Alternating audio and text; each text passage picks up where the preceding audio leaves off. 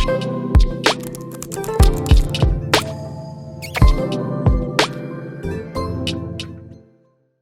नाम यासिर लतीफ़ है और आप ई-कैट प्रिपरेशन के लिए फ़िज़िक्स पढ़ेंगे। सबसे पहले हम चैप्टर नंबर 1 से स्टार्ट करते हैं, जिसका नाम है मेजरमेंट्स। मेजरमेंट्स फ़िज़िक्स का ताल्लुक मेजरमेंट्स के साथ है, लेकिन फ़िज़िक्स कैसे आई, कहाँ से आई, इसके लिए हम नेचुरल फ़िलासफ़ी को जानने की कोशिश करेंगे। नेचुरल फ़िलासफ़ी जो है ये फ़र्स्ट टर्मिनोलॉजी है जो कि इस्तेमाल की गई साइंस के लिए। जब से इंसान ने सोचना शुरू किया, जानना शुरू किया और अपने इर्द गिर्द देखना शुरू किया, उसने साइंस को इकट्ठा करना शुरू किया और अपने नॉलेज को एक जगह पर इकट्ठा करने के लिए उसने इसको नेचुरल फ़िलासफ़ी का नाम दिया। शुरू में अरिस्टोटल के ज़माने में इसमें दो चीज़ें शामिल थीं, आप बायोलॉजिकल साइंसेस और फिज़िकल साइंसेस। बायोलॉजिकल साइंसेस में हम मुताला करते हैं लिविंग थिंग्स का, और फिज़िकल साइंसेस में हम पढ़ते हैं नॉन लिविंग थिंग्स किस तरह से बिहेव करते हैं। लिविंग थिंग्स में बायोलॉजिकल साइंसेस में हम साइंस की ब्रांचेस ज़ूलॉजी, बॉटनी, बायोलॉजी और जेनेटिक्स को पढ़ते हैं, जबकि जो फिज़िकल साइंसेस है उसमें हम केमिस्ट्री, फिज़िक्स, एस्ट्रोनॉमी, जियोलॉजी को स्टडी करते हैं। अब इससे आगे अगर आप फिज़िकल साइंस की बात करें तो फिज़िक्स जो है उसका ताल्लुक फिज़िकल साइंस के साथ है, यानी कि नॉन लिविंग थिंग्स किस तरह से बिहेव कर रही हैं। हम फिज़िक्स में वही चीज़ स्टडी करते हैं। फिज़िक्स में बेसिकली फिज़िक्स की जो बेसिक डेफिनेशन है उसमें हम मैटर पढ़ेंगे, एनर्जी और उनका आपस में रिलेशनशिप। मैटर क्या है, एनर्जी क्या है और ये आपस में किस तरह से रिलेट करती हैं, इसे हम फिज़िक्स में पढ़ते हैं। फिज़िक्स जो है असल में इन जनरल हम जो साइंस ऑफ नेचर है उसे भी फिज़िक्स कह सकते हैं, यानी कि स्टडी ऑफ नेचर और साइंस ऑफ नेचर, इनकी जिसमें हम नेचर के मुतल्लिक पढ़ते हैं उसे हम फिज़िक्स कहेंगे। और नेचर में जो बेसिकली जो हमारे पास अशिया है वो मैटर है, एनर्जी है, और इनका आपस में रिलेशनशिप जो है वो बाकी तमाम चीज़ों को जो है वो जन्म देता है। अच्छा, अब फिज़िक्स की हमारी रोज़मर्रा ज़िंदगी में बहुत ज़्यादा अहमियत है। अगर आप ट्रांसपोर्टेशन को डिस्कस करना चाहते हैं को देखें, या आप अगर कम्युनिकेशन के फील्ड में देखें तो हर जगह पर फिज़िक्स जो है वो अपने झंडे गाड़ रही है। और फिर इसके अलावा अगर आप जो है मेडिकल साइंसेस में देखें तो जितनी इस वक्त टेक्नोलॉजी, MRI और एक्स-रेज और जितनी भी इस वक्त जो इन्वेंशंस हैं हमारे पास, वो सिर्फ और सिर्फ फिज़िक्स के असूलों को इस्तेमाल करते हुए हैं। जैसे मैंने आपसे पहले डिस्कस किया कि फ़िज़िक्स जो है हमारी रोज़मर्रा ज़िंदगी में बहुत ज़्यादा अहमियत है, और एक चीज़ जिसको हम हर फील्ड के अंदर जो है वो बहुत ज़्यादा इस्तेमाल कर रहे हैं, चाहे वो बैंकिंग हो, चाहे वो अकाउंट की फील्ड्स हों, चाहे वो साइंस की फील्ड्स हों, चाहे वो मेडिकल की फील्ड्स हों, वो डिवाइस है हमारे पास सिंपल कंप्यूटर। अब कंप्यूटर जो है वो जस्ट कैलकुलेशन के लिए फर्स्ट जो है ना पहले बनाया गया था, लेकिन आज जो है वो हर इंडस्ट्री के अंदर और हर जो है वो छोटी से छोटी चीज़ के अंदर उसकी जो है ना वो ज़रूरत है। कंप्यूटर जो है वो एक सिंपल जो है वो एक जो है एक एलिमेंट्स को इस्तेमाल करते हुए उसकी टेक्नोलॉजी को डेवलप किया गया, जिसे हम सिलिकॉन कहते हैं। सिलिकॉन एक सेमीकंडक्टर है जिसे हम रेत से हासिल करते हैं, सैंड से। अच्छा, जैसे फिज़िकल क्वांटिटीज़ जो है उसका जो है फिज़िक्स का ताल्लुक क्योंकि मेजरमेंट्स के साथ है, और मेजरमेंट्स के लिए हम फिज़िकल क्वांटिटीज़ को इस्तेमाल करते हैं। अब फिज़िकल क्वांटिटीज़ किसे कहते हैं? फिज़िकल क्वांटिटीज़ क्या हैं? वो तमाम क्वांटिटीज़ जिनको हम मेजर कर सकते हैं। All measurable quantities are physical quantities. अच्छा, फिज़िकल क्वांटिटीज़ में फिज़िकल क्वांटिटीज़ को हम अगर फिज़िक्स की टर्मिनोलॉजी के अकॉर्डिंगली, ये तो जनरल डेफिनेशन होगी ना। अगर हम फिज़िकल क्वांटिटी को फिज़िक्स की टर्मिनोलॉजी में डिस्कस करें तो क्या होगी? वो तमाम क्वांटिटीज़ जिसमें हम फिज़िक्स के लॉज को डिफाइन कर सकते हैं, in terms of which laws of physics are expressed simply force, mass, acceleration. ये तीन हमारे पास फिजिकल क्वांटिटीज़ हैं, और इसको इन्हें इस्तेमाल करते हुए हम न्यूटन के सेकंड लॉ को डिफाइन कर सकते हैं, F = ma। यानी कि ये फिजिकल क्वांटिटीज़ जो हैं ये हमारी मदद करती हैं जो फिजिक्स की इक्वेशंस हैं और जो फिजिक्स के लॉज हैं उन्हें डिस्क्राइब करने में। जनरली हम फिजिकल क्वांटिटीज़ को दो हिस्सों में डिवाइड करते हैं, बेस क्वांटिटीज़ और ड्राइव क्वांटिटीज़। अब जो बेस क्वांटिटीज़ हैं जनरल उन्हीं की बुनियाद के ऊपर हम बाकी तमाम फिजिकल जो क्वांटिटीज़ उन्हें हम डिफाइन कर सकते हैं। इन जनरल फिजिकल क्वांटिटीज़ हमारे पास जो हैं वो 7 हैं, जिसमें हमारे पास मैस है, लेंथ है, टाइम है, इलेक्ट्रिक करंट है, टेम्परेचर है, इसके अमाउंट ऑफ सब्सटेंस है और इंटेंसिटी ऑफ लाइट है।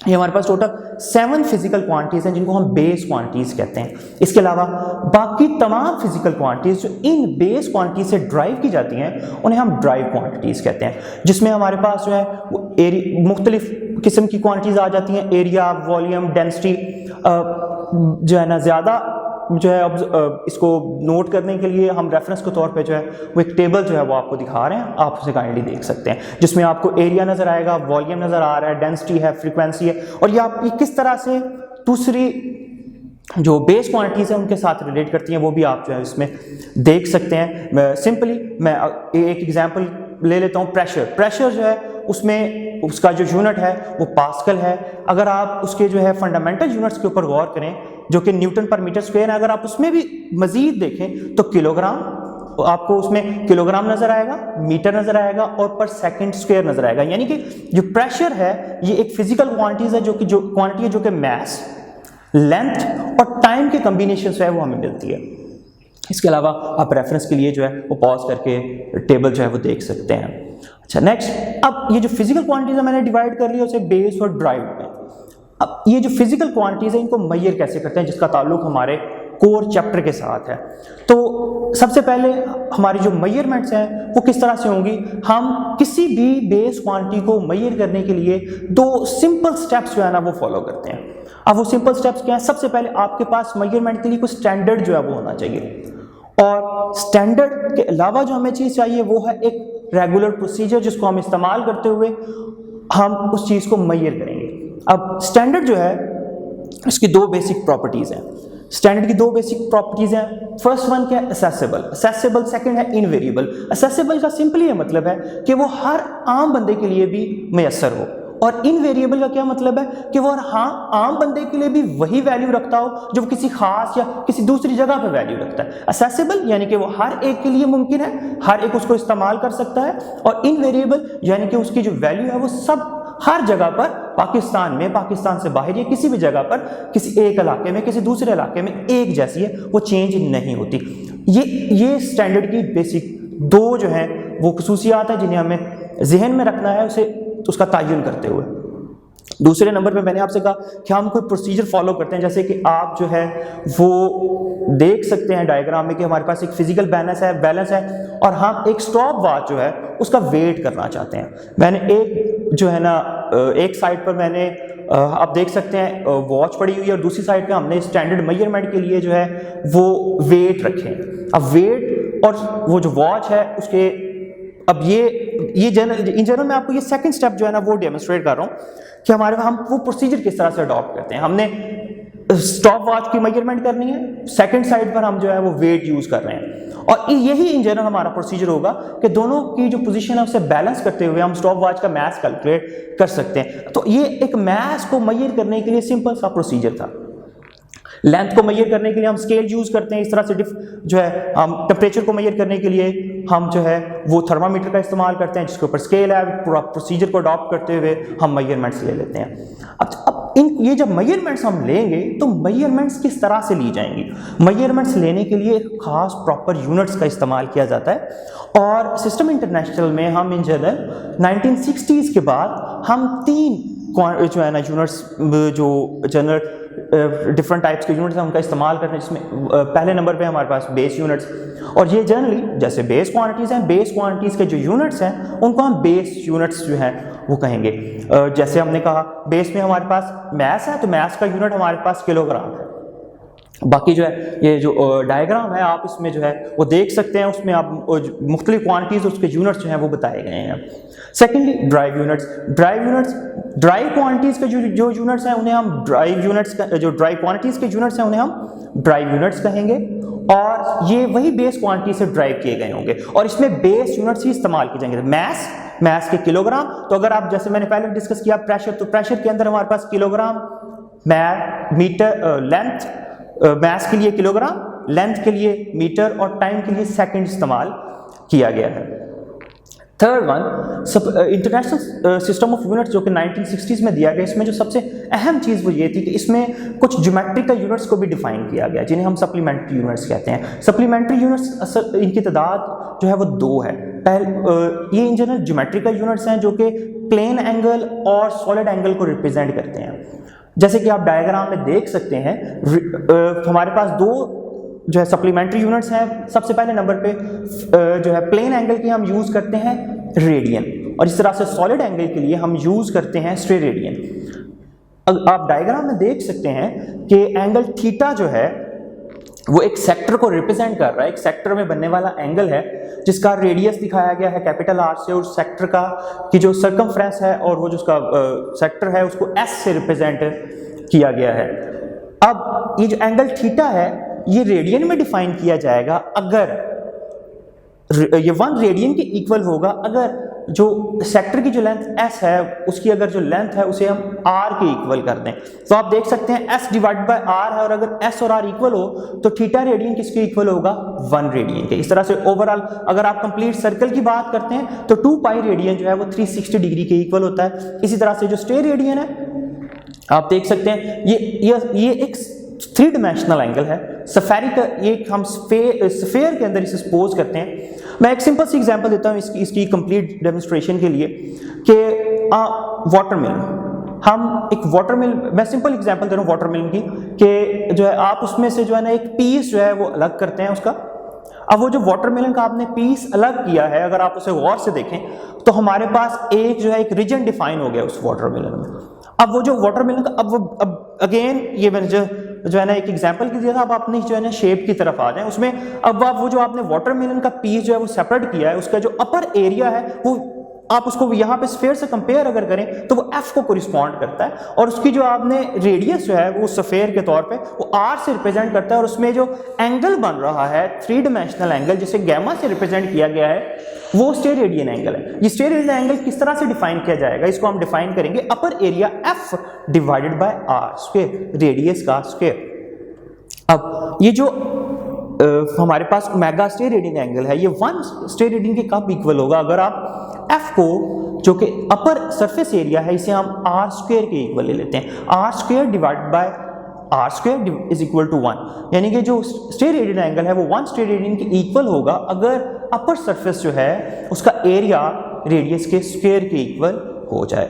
और एक बहुत अहम चीज़ जो इस डायग्राम में बताई गई है कि कंप्लीट स्फीयर जो है, जैसे कंप्लीट सर्कल जो है उसका जो टोटल एंगल होता है उसे हम 360 डिग्री या 2 पाई रेडियन से डिफाइन करते हैं, 2 पाई रेडियन। इसी तरह से जो स्फीयर है उसका कंप्लीट एंगल जो है जो 3 डायमेंशनल होगा उसे हम 4 पाई रेडियन से डिफाइन करते हैं। यानी कि स्फीयर के अंदर बनने वाला जो कंप्लीट एंगल है वो 4 पाई रेडियन के इक्वल होता है, और सर्कल में बनने वाला जो है वो 2 पाई रेडियन के इक्वल होता है। अच्छा, इससे आगे सिंपली जो है ना, अब क्योंकि हम मेजरमेंट्स करने जा रहे हैं, हमने यूनिट्स के बारे में कुछ इंफॉर्मेशन ले ली। अब कुछ और चीज़ें हैं जो कि मेजरमेंट्स में हमारी हेल्प करती हैं, जिसमें हम साइंटिफिक नोटेशन के बारे में पढ़ेंगे। साइंटिफिक नोटेशन एक न्यूमेरिकल वे है अपने नंबर्स को लिखने का। हमारे पास स्मॉल क्वांटिटीज भी हैं और बहुत लार्ज क्वांटिटीज भी हैं।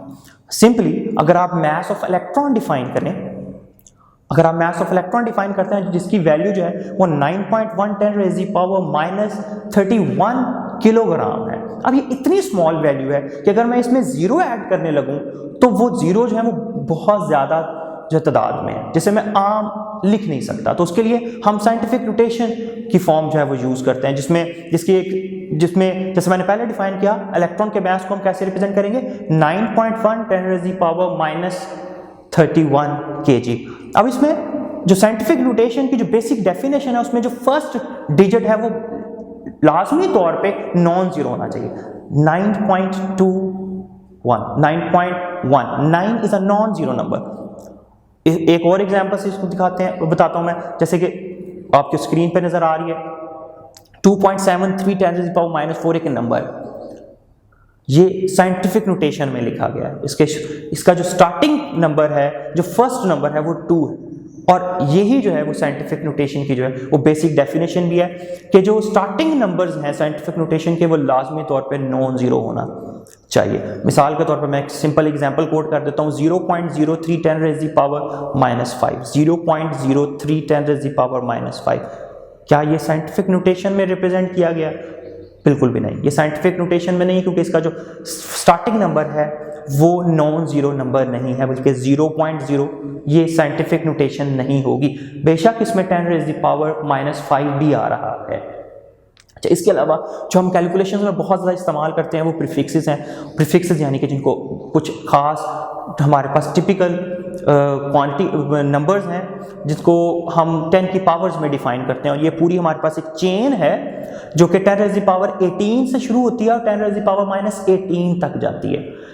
अब इसको आपने तरतीब वाइज इसी तरह से लर्न करना है, और इसका लर्न सिंपल मेथड है कि अगर आप तरतीब से देखें तो 18 से नीचे की तरफ 3 का डिफरेंस जो है ना वो आता जा रहा है पावर में, 18, 15, 12 एंड सो ऑन। इसी तरह से आते हुए ये 3 तक आएगा, किलोग्राम तक, 10 की पावर 3 किलोग्राम। उसके बाद डिफरेंस 1 का हो जाएगा। इसमें एक अहम चीज़ मैं लाजमी बताना चाहूँगा, हेक्टो जो है उसकी वो शायद आपने उसको स्टडी नहीं किया, तो वो उसे 10⁻² से रिप्रेजेंट करते हैं। ये आपने याद रखना है। कंप्लीट जो सीक्वेंस है उसमें हेक्टो भी शामिल है, 10⁻², 10 की पावर 2। उसके बाद हमारे पास ये कंप्लीट सीरीज है, जो है deci, centi, milli, micro, 10⁻⁻6, 10⁻⁻9, nano and so on. तो ये बेटा ये आपने सीरीज जो है ये लर्न करनी है।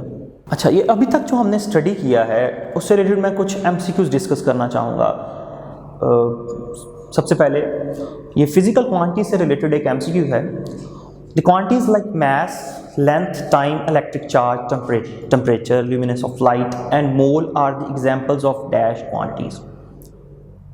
ये जो क्वांटिटीज ऊपर गिवन है इनका ताल्लुक किस जो है क्वांटिटीज के साथ है? ऑप्शन है हमारे पास बेस, ड्राइव, फिजिकल क्वांटिटीज और वेक्टर। बेस, ड्राइव, फिजिकल और वेक्टर।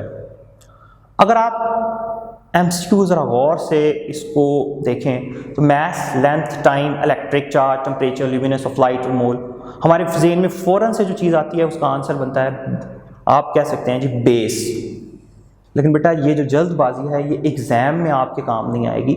आपने गौर से अगर आप देखें तो यहाँ पर एक चीज़ आपके साथ आपको डिस्टर्ब करने के लिए चेंज की गई है, जो कि है 4th नंबर पे electric charge. Electric charge is a drive quantity, electric current is a base quantity. तो अगर आप इन तमाम क्वांटिटीज़ को देखें तो इसका आंसर बेस की बजाय फिजिकल क्वांटिटीज़ है, क्योंकि इसमें ये जो हमारे पास नंबर ऑफ क्वांटिटीज 7 क्वांटिटीज दी गई हैं, इसमें से 6 जो है वो बेस हैं, लेकिन एक जो है वो इलेक्ट्रिक चार्ज जो है वो एक ड्राइव क्वांटिटी है। इस वजह से इसका आंसर जो है वो बेस नहीं होगा, फिजिकल क्वांटिटी होगा। ड्राइव इसलिए नहीं हो सकता क्योंकि इसमें ड्राइव भी हैं और बेस भी हैं, और वेक्टर इसलिए नहीं हो सकता क्योंकि इसमें से बहुत सी ऐसी क्वांटिटीज़ हैं, बल्कि तकरीबन सारी जो हैं वो स्केलर क्वांटिटीज़ हैं। अच्छा, इसके अलावा सेकंड MCQ जिसको मैं डिस्कस करना चाहूँगा, सिंपल MCQ है, 1 centimetre square is equal to 1 centimetre square is equal to. आपने सेंटीमीटर स्क्वायर को कन्वर्ट करना है मीटर स्क्वायर में। तो सिंपल क्या करेंगे, हम रूल्स यूज़ करेंगे कि ये जो स्क्वायर है ये जस्ट मीटर पे नहीं है, ये सेंटी पे भी है। तो ये सेंटीमीटर स्क्वायर, सेंटी प्रीफिक्सेस में हमने पढ़ा 10⁻⁻² को डिफाइन करता है।